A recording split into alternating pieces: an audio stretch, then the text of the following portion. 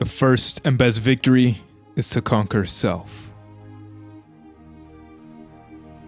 Welcome to the Conqueror approach, a journey of self-mastery.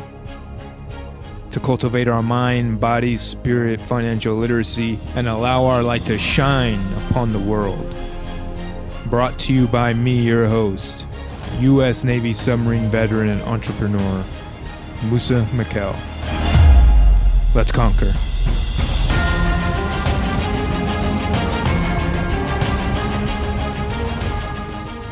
Welcome to the Conqueror approach. Today, I have a very special guest, world-renowned speaker for over 30 years, helping leaders and companies throughout the world communicate their value more effectively and conduct business the most fulfilling and sustaining ways possible. He is a best-selling author. He was best known for his books, Adversaries into Allies and Endless Referrals. In the last several years, it's been his business parable, The Go-Giver, co-authored with John David Mann. The Go-Giver, a Wall Street Journal and Business Week bestseller, has sold over 1 million copies. Since its release, it has consistently stayed in the top 25 of Porchlight's business book bestsellers list. The book has been translated into 29 languages. It was rated number 10 on Inc. magazine's list of most motivational books ever written, and was on HubSpot's 20 most highly rated sales books of all times. The American Management Association named Bob one of the 30 most influential leaders. He was named one of the top 200 most influential authors in the world by Richtopia. Thank you so much, Bob, for being here. It's a privilege to be speaking with you. Musa, the privilege, the honor, the pleasure is mine. And before we even start, I want to thank you for your service to our country and for all the amazing work you're doing in the world. Thank you. It's an honor to be able to do that and to share this platform with amazing leaders like yourself. And before, when I first started getting into your work, it was The Go-Giver that really just opened such a powerful perspective on how to live life and how to be in the most effective and successful way. And I was starting to learn the same principles that were making people successful in business and in life. And you just wrote it so beautifully. Before we get into that and some of that, I know you were in radio and TV prior to your long speaking career. I wanted to ask, what sparked your transition from radio and TV into building your company, Burg Communications, and just being the impactful author and speaker that you are today? Well, before the speaking and writing part, between that and the broadcasting was a sales career. I started out as a broadcaster, first on radio and then on television. I really wasn't that good at it, though, and it wasn't something that was going to be a sustainable career where I was going to get to where. And I was in a small market. It was a small ABC affiliate TV station I was working for, and so to make some extra money at the time, I started selling advertising, and at first I failed miserably at it because I had no experience in selling in terms of any formal training, and the training where I was working, it was pretty negligible. So I floundered for a few months until I was in a bookstore one day and I came across a couple of books on sales, which, back then, almost 40 years ago, that's not something that you saw all the time. These days, you walk into a bookstore, there's an entire section on sales, right? But that wasn't how it was back then. So I happened to see these two books on how to sell. I thought, wow, I couldn't believe there was actually a way to do this. There was a methodology. So I got the two books. One was by Tom Hopkins. One was by Zig Ziglar, who are to this day two of the legends, of course, in the sales profession. And I studied their books. I would come home after work at night and I would read into the wee hours of the morning, reading and studying and highlighting and underlining and taking notes and practicing. And really within a few weeks, my sales just began to go great. And which was really an epiphany for me, because it said, well, if you have a way of a methodology, if you have a system, right, then there's pretty much nothing within reason that you cannot accomplish. And to this day, I would personally define a system as the process of predictably achieving a goal based on a logical and specific set of how-to principles. In other words, the key is predictability. If it's been proven that by doing A, you'll get the desired result of B, well, then you know that all you need to do is A and continue to do A and continue to do A, and you'll eventually get the desired results of B. So that was, that was to me something to really understand. Now, I started really studying sales. And of course, as part of studying sales, you study personal development. So I started getting all the books like How to Win Friends and Influence People and Think and Grow Rich and, The Richest Man in Babylon and Psycho-Cybernetics and just every book I could get my hands on. Because as we build ourselves, that success is built first on the inside and it manifests itself on the outside. But when we can put good thoughts into our head and into our heart and then take action on the ideas, then there's really, it just opens up a whole new world. And so after working my way up to sales manager of another company, I started teaching others what was working for me and so forth, and it kind of morphed into a speaking career, and then from there writing books was part of it. That's amazing. And I could tell that you are definitely a reader based off the books.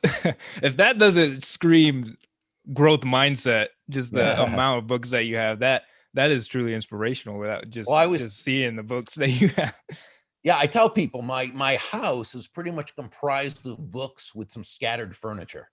So the books definitely take precedent in this house. That's amazing, but it definitely resulted into how brilliant and successful that those books have created, and it's just always inspiring, just always learning. Even at your level of success now, you're still evolving and growing and reading and learning. Yeah. Well, we never want to stop doing that. Absolutely.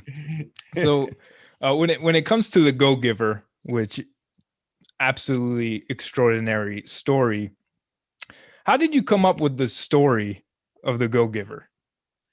So years and years ago, my first kind of big book was called Endless Referrals. The subtitle was Network Your Everyday Contacts into Sales. And it was a how-to book on, for entrepreneurs and salespeople who knew they had a great product or service. They were proud of it. They knew it brought great value to people, but they weren't necessarily comfortable with the process of going into their communities and creating the relationships, right, that led to new business and of course referral business. So it was really a how-to on how to go out there and create these relationships that would result in people feeling good about you, knowing you, liking you, trusting you, wanting to do business with you, wanting to refer you to others.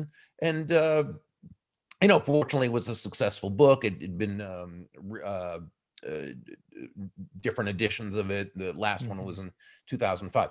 However, it was a how-to book. And throughout all that time, I'd always enjoyed reading parables, from Og Mandino's Greatest Salesman in the World to, again, The Richest Man in Babylon, to back in the late 70s, early 80s, I think it was Ken Blanchard and Spencer Johnson's The 1 Minute series, The 1 Minute Manager. So, and there have been tons of them. And I've always enjoyed them and thought, with a story, it really connects on a deeper level, I think, than even a how-to. Hey, I love how-to books. I've got a library filled with them, but I think a story really connects on a heart-to-heart level, and it makes it so that the message can really get across. So for years, I thought, wouldn't it be great if we could take the basic premise of Endless Referrals, that all things being equal, people will do business with and refer business to those people they know, like, and trust, and turn it into a parable.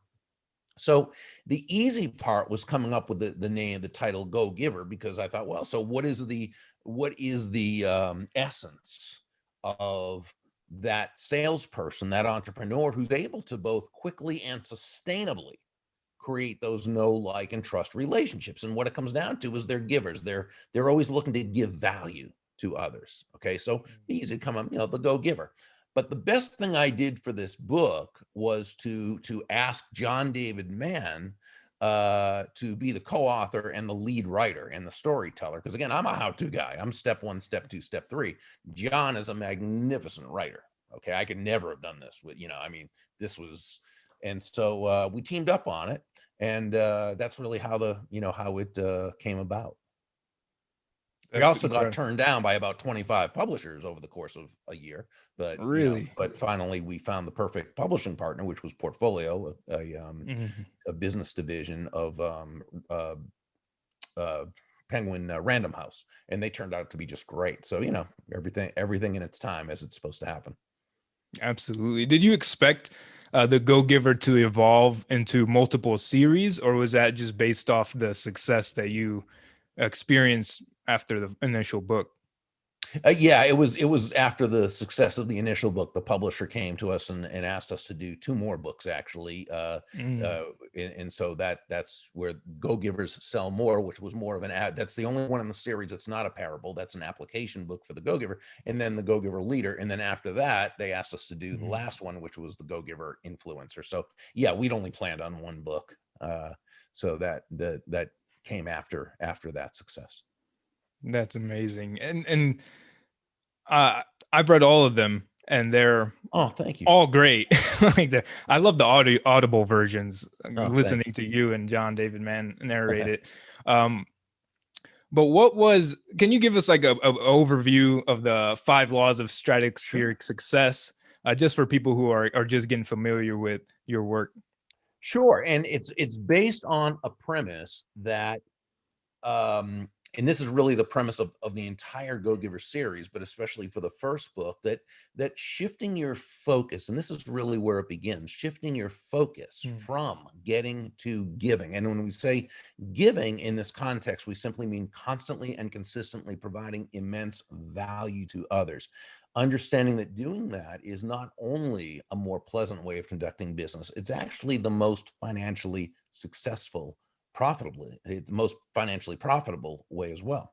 And it's important, I think, to understand that it's not profitable because of some mystical, magical, woo-woo type of reasons. Oh, just no, mhm, it actually makes very rational sense. When you're that person who can take your focus off yourself and instead place it on making another person's life better, helping them solve or overcome their problems and challenges, discovering and then helping them attain what they want, what they need, what they desire. mhm, When you do that, people feel good about you, right? People feel comfortable with you. People they want to get to know you, they like you, they trust you, right? They want to mhm, be involved in your life. So that's really what it's about, is that, and you need to be able to really genuinely, authentically be able to focus on that other person. So the 5 laws that are built around that premise are the laws of value, compensation, mhm, influence, authenticity, and receptivity. And it begins with the law of value, in which it's all about providing such an immense experience for that mhm. person, that they feel as though they've received much more in value than what they're paying. Okay. So, it's important then to understand the difference between price and value, because price Mhm. is a dollar figure. It's a dollar amount. It's finite. It is what it is. Value, on the other hand, is the relative worth or desirability of a thing, of something, to the end user or beholder. In other words, what is it about this thing, this product, service, concept, idea, Mhm. opportunity, what have you, that brings so much worth or value to another human being that they will willingly exchange their money, in this case, for it, and be glad they did, while you make a very nice, healthy profit. And we can take the idea of a restaurant in which you have a great meal. It's presented wonderfully Mhm. and tastes great. The ambiance is wonderful. The wait staff is just amazing. The restaurant owner comes over and talks with you for a while. Everything about the experience is magnificent. You get your bill, and maybe the bill made an expensive restaurant. Maybe it was $125, $150. That was the price you paid. But wow, the experience just totally blew away, what you paid. I mean, you feel like $1 million, right? And so you may have, legitimately think you got a couple $1,000s of value from that experience, but it only cost you $150 now. So you got more than what you paid for. But the restaurant owner also made a very healthy profit, because his or her upkeep of the restaurant, keeping the doors open, the food itself, the staff, obviously cost a lot less than what he or she charges. So really, in any free market-based exchange, and when I say free market, I simply mean no one's forced to do business with anyone else. Everyone does so on their own volition. In any type of exchange in this way, there should always be two profits: the buyer profits and the seller profits, because each come away better off afterwards than they were before. That's really what the law of value is about. So how are you providing such a value-based experience to your buyer, okay, to your end user, that they just feel as though they receive much more in value than what they paid? And to the degree you can do that, that's the degree that you separate and distinguish yourself from the competition and take price really out of the issue. Law number 2, the law of compensation, simply says your income is determined by how many people you serve and how well you serve them. So where law number 1 says to give more in value, okay, than the price you charge, than what you take in payment, law number 2 says that ultimately it's how many people's lives you touch with that value that will equal your income. So it's not just a matter of that restaurant providing one great experience to one person. It's all the number of people whose lives they impact. Law number 3, the law of influence, says your influence is determined by how abundantly you place other people's interests first, which kind of sounds strange, but you think about it, the greatest leaders, the top influencers, the highest money earning salespeople, this is simply how they run their lives and conduct their businesses. They're always looking out for the best interest of the other person. Now, it's important, though, I think, to qualify this. When we say place the other person's interest first, we don't mean you should be anyone's doormat or a martyr or self-sacrificial in any way. Of course not. It simply is Joe, the protege in the story, learned from several of the mentors, and you and I discussed this earlier. The golden rule of business is simply that, again, all things being equal, people will do business with and refer business to those people they know, like, and trust. Well, here's the thing. There's no faster, more powerful, or more effective way to elicit those feelings toward you in others than by moving from that I focus or me focus to an other focus, right? Or as Sam, one of the mentors, advised Joe, making your win all about the other person's win. Law number 4, the law of authenticity, says the most valuable gift you have to offer is yourself. Well, Deborah Davenport, in that part of the story, shared that a lesson she learned early in her sales career was that all the skills in the world, the sales skills, technical skills, people skills, as important as they are, and they are very, very important, they're also all for naught if you don't come at it, from your true authentic core. But when you do, when you show up as yourself, right, day after day, week after week, month after month, people feel good about you. They feel comfortable with you. They feel safe with you. They know who they're getting. And the know, like, love relationship is much easier to build. To do this, though, and to be authentic, we really need to operate from our strengths, and we need to know what those strengths are, which sometimes can be a bit difficult because as human beings, we tend to undervalue ourselves. And this is why, I call these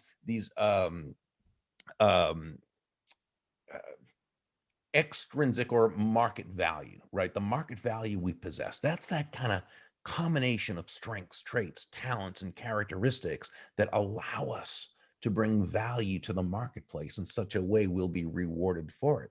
But we're so emotionally involved with ourselves, it can be difficult for us to really grasp just how valuable these things are. because we tend to see the world from our own viewpoint. If we can do this, well, of course, anybody can do this, but it's not necessarily true. That's why it can be so important to have a coach like yourself, someone who can help us to really grasp, those assets of value that we possess that we may not be aware of. And then law number 5 is the law of receptivity. And the law of receptivity simply says the key to effective giving is to stay open to receiving. This really means nothing more than understanding that, yes, you breathe out, but you also have to breathe in. It's not one or the other, right? Breathe out carbon dioxide, breathe in oxygen. Breathe out, which is giving, breathe in, which is receiving. Well, contrary to the horrible messages we get from the world around us, right? The messages of lack, the messages, about money being a bad thing, or that, people who make money or have did it by stepping on others, or, I mean, hey, it's a big world. There's people who do bad things, but by and large, especially to the degree that we live in a true free market where no one has to buy from you, right? The only way you can make a real lot of money is by serving a whole lot of people and serving them very, very well. So despite those horrible messages we receive, the fact is giving and receiving are not opposite concepts.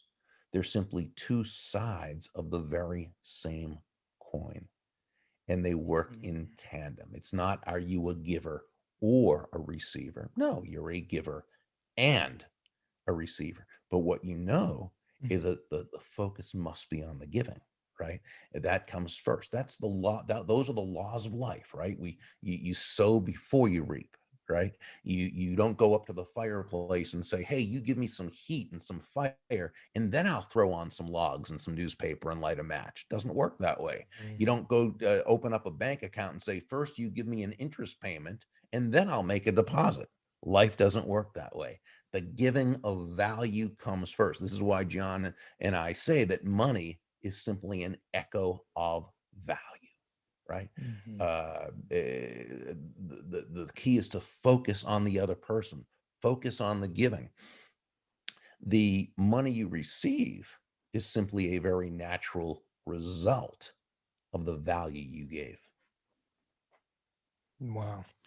And the law of receptivity was one that really shifted the way I live life, right? It's not just a book. This is a way of life and a being. Thank you. And the receptivity was just the way it was written in the book. You're preventing somebody's ability or gift to give. Right. When you refuse to receive, you're right. Exactly. Yeah. It So when you helps no put one. it, yeah, and then when I think of it that way now every time now it's more of a conscious thing than I need to Right. do this by myself. Like I could do it alone, or I'm just trying to figure it out, or I've created a lot of unnecessary struggle in my life We've by all done not that. Sure. yeah, by not being receptive. Uh-huh. Yeah. Um, and this time I wanna ask, because there's a lot of scarcity mindset and fear, especially with media, especially with everything happening this year. I feel Oh, amplifies the scarcity mindset, the fear. sure. Sure. How does someone who's maybe operating from that system shift that giving, that they have enough to give, that they have something of value to give? Sure. So it always begins with awareness, okay? With being aware that, you know, I'm living with a scarcity mindset. Now, people don't consciously usually think that, but what I would ask people is ask yourself if you are, right? Do I look at there not being enough? Do I look at that if I give to someone else, that's going to take away from me? And by the way, we shouldn't give that which is going to take away from us. That's not what being a go-giver is about. It's about focusing on how you can provide value to others. But typically, what we give does not mean that it diminishes what we have. In fact, it usually adds to what we have. So how can you give in a way that the other person will appreciate it and it takes nothing away from you to do so? For example, excuse me for that untimely Bless you. sneeze. That's okay. Thank you. So remember, so first, let's understand that, and we're talking about the giving of value to others. Value, which again is how another person understand, right? It's Mhm. relative worth or desirability that a Mhm. person sees, which means value is always in the eyes of the beholder. It's not what we believe is of value. It's what they believe is of value. That's the Mhm. key. We always have to. So, what can you give to another person that they will feel is of value? And again, it doesn't take anything away from you. So, is there information you can share with a person? Can you connect a person to another person? Can you send a personalized handwritten note to a person? Right? Mhm. What can you do that helps, that somehow, some way, can you retweet what another person tweets with a nice compliment at the beginning saying, wow, this is fantastic, to, or what have you. Mhm. So there's plenty of things we can do. We don't have to hit the home run every time. Okay. Success is made up of a whole bunch of singles and doubles. Right. And so, Mhm. so just ask ourselves the question, what can I give? What value can I give to another person based on the particular situation? Absolutely. And based off that, what is success for you? Especially since you had this long, very successful career and you still very active. What is success now? Well, and remember, I've had successes, but I've also had a lot of failures. Okay, and Mhm. and I, and I think anyone who's going to be honest about, their career, when you see that they've had, certain successes, they've had more failures probably. That not everyone, Mhm. probably there are some who just, but with me, no, I've had a lot of failures. I think it can easily be said that we fail our way to success in certain ways. So I think it depends on the person and the situation, but it's important to know, because I think a lot of people at the beginning of the journey, when they get, let's say they get told no, right? They're presenting their idea, whether a product, a service, an idea, what have you, and they get told no, and they get told no, and they get told no, and they get told no, and they get told no, and they get discouraged. And they say, oh, wow, this just isn't for me. I can't, because they've looked at someone else who is successful in that business. And Mhm. it's not the fact that they got told no so many times, it's the problem. It's that they think they're the only ones having to go through these Mhm. no's. Because you see that person either on stage or with their picture in the paper or on the internet or being celebrated for something. And, oh, it just happened for them. They just got into it. Everybody just, no, that's not the case. And so I think it's really important that we, my friends, Andrea Waltz and Richard Fenton wrote a great book, a parable, actually, a great book called Go for No. And their the premise is, yes is the destination, no is how you get there. And it means we get a lot of no's and we have failures along the way. Now, I'm not in any way saying that those no's are fun or that the Mhm. failures are fun. Of course not. We're human beings. Who wants that to happen? I'm just saying that that's part of it. And so if we know Mhm. that going in, then when we get told no again and again and again and again, or we have a couple failures, it's, you know what? Read anybody's story, any autobiography or any biography or whatever of anyone successful, and you're going to see a whole lot of, of failures and no's along the way. So I think as long as we know that, as long as a person knows that going in, then when they get that no or they have that failure, again, it stinks. It's not something we ever want, but now you can say, oh, you know what? That's right. That's what everybody else who's been successful is had. And now we can say, okay, I don't like it, right? But I Mhm. can pick myself up and get back. And I think that's really key. But um so please forgive me. The question that again you asked me was, and I'm trying to think of now the question. I What apologize. I got success? off on a tangent there. No, it was just Uh, what success is Yeah. Okay. for So you, what and what success you is. So answered and I, it and I pretty well. love that question. I love that question because success can be defined a number of different ways. It can be very, mundane or surface, as in a victory is a success. One team, beats the other 5-4. Well, the team that scored 5 runs was successful. The team that scored 4 wasn't. Okay, in terms of the win or loss.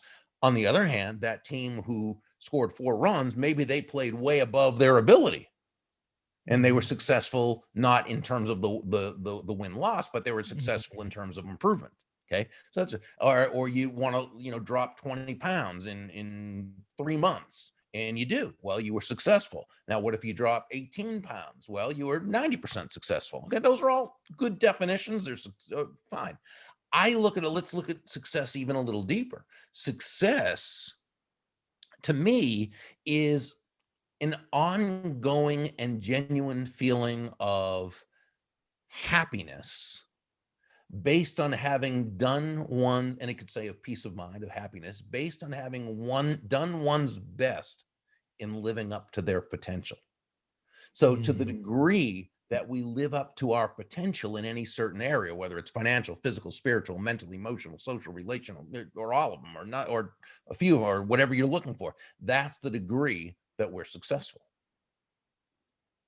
Amazing.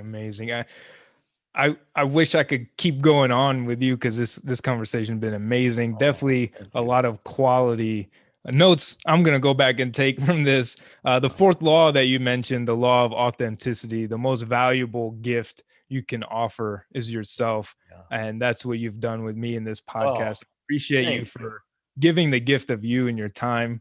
This has been amazing. And I was so excited for this interview. I was telling everybody about it. And I can't wait to share this with the world so it can be a gift for them as well.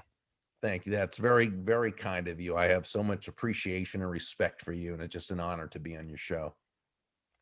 Thank you. That is all for this episode. Thank you for tuning in. If you found any value in this episode, someone you know will also. Please share, subscribe, leave a rating and review so we can reach more people, have a farther ripple, and a larger impact. Stay grateful. I appreciate you. And remember, you are a conqueror.